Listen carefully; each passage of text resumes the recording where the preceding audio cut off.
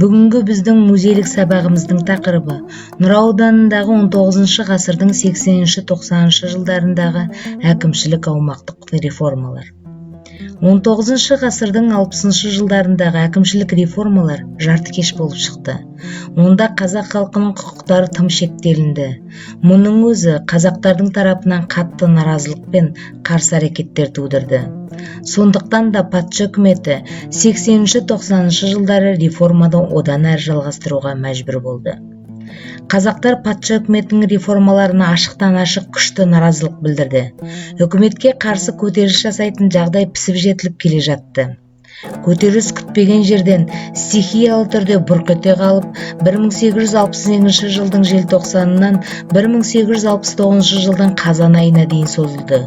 Ол отаршылдыққа қарсы айқын сипат алды.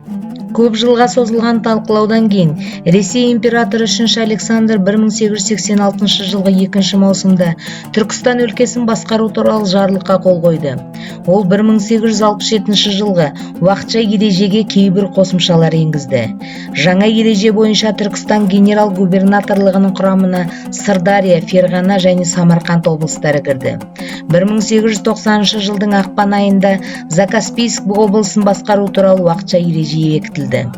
Үшінші құжат Ақмола, Семей, Жетісу, Орал және Торғай облыстарын басқару туралы ереже. Оған 1891 жылғы 25 наурызда қол қойылды. Ереже бойынша дала генерал-губернаторлығы құрылды. Оның құрамына Қазақстанның Сырдария облысынан өзге барлық облыстар түгел кірді. Жаңа аумақтық құрылымның орталығы Омбы қаласында болды. Реформалардың аумақтық қана емес, сонымен қатар әкімшілік тұрғысында да сипаты күшейтілді. Генерал-губернаторға саяси тұрғыдан сенімсіз қазақтарды әкімшілік жаза ретінде жер аударып жіберуге толық құқық берілді. Нұра өңірі Ақмола облысының қарамағында болды. 19 ғасырдың 80-90 жылдардағы әкімшілік реформаларын жүзеге асырудың одан әрі жалғасуы қазақ өлкесін Ресей империясының отары ретінде шет аймағына түпкілікті айналдырды. Өлкеге басшылық жасау бір орталыққа бағындырылды. Реформаларды жүзеге асырудың аяқталуы патша үкіметінің шаруаларды ішкі Ресейден Қазақстанға қоныс аудару үрдісін арттыра түсті. Осылайша қазақ даласына қоныстанушылардың келе бастауы бірнеше сатыдан тұрады. Алғашында қоныстанушылар өз еркімен келе бастаған. Мемлекет тарапынан бұл мәселені қолға алу 18 ғасырдың басындағы Ресей шекарасын қорғау мақсатында бекіністер мен әскери казактық шептер сала бастаудан 19 ғасыр 30 жылдары мемлекеттік мүлік министрлігінің басшысы Киселев қолға алған. Аз көлемдегі мемлекеттік крестьяндарды қоныс аудару арқылы іске асқан болатын.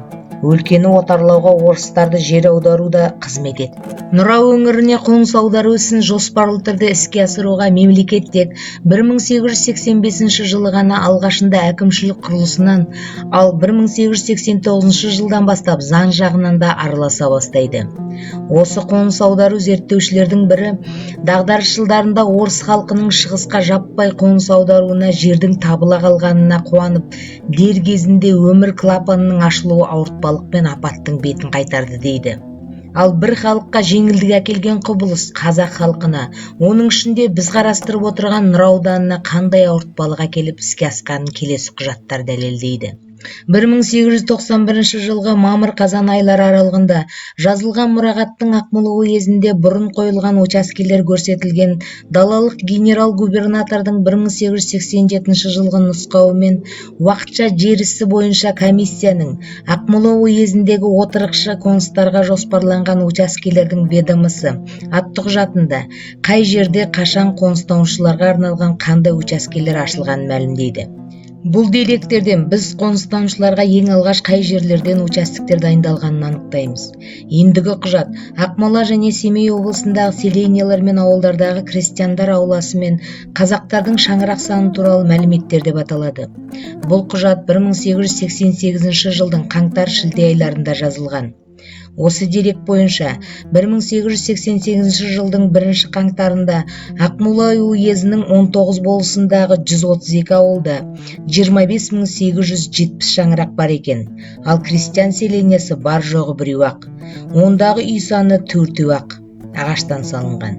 Бірақ бұл жағдайдың күрт өзгергенін 10 жылдан кейін келесі құжаттардан көруге болады. Ақмола облысындағы крестьян тұрғындардың 1898 жылғы саны туралы мәлімет.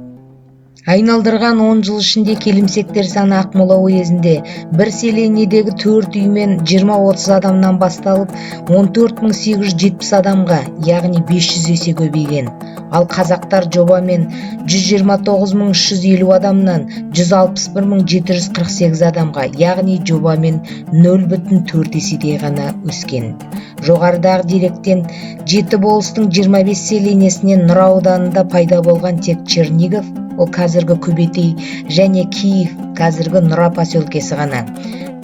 Орыс селенияларының көбеюі жаңадан келген қоныс аударушылардың есебінен болса, қазақ болыстарының көбеюі сан жағынан көбеюден емес, керісінше тар болыстың шеңберінде еркін малын жай алмай, жер үшін туып жатқан қып-қызыл даудан мезі болып, өз ішінен бүлініп, бір-бірінен бөлініп кетуге тырысудан болған құбылыс. Болыстардың бөлінуге тырысып губернаторға арыздары мұрағат құжаттарында етек алған. Көріп отырғанымыздай бір жағынан қоныстанушылар ағылып келіп қазақтың ен даласын еркін жайлап жатыр. Ал ішіндегі туындаған қиыншылықтардан басын көтере алмай қалған бұл үрдіс неғұрлым созылған сайын қазақтың кеңістігімен тынысы тарылып, жаз жайлауға шықса құнарлы қысқы қонысынан айырылып қалған. Бұл жердің бәріне бірдей күй талғап, жер таңдап жүріп қоныстанушылар ие болып қала берген. Осылайша 1890 жылдардағы құжаттар бойынша Нұра өңірінде Иванов, Кәрім Мыңбаев, Пушкин, қазіргі Алғабас, Захаров, қазіргі Ақмешіт учаскелері пайда болған. Селениялардың аты да Ресейден келген қоныс аударушылардың қай жақтан келгеніне қарай аталып отырған. Осылайша отарлау саясатының арқасында Нұра өңіріне қоныс аудару ісі 1910 жылға дейін өз жалғасын тапты. Осымен біздің музейлік сабағымыз өз мәресіне жетті. Назарларыңызға рахмет.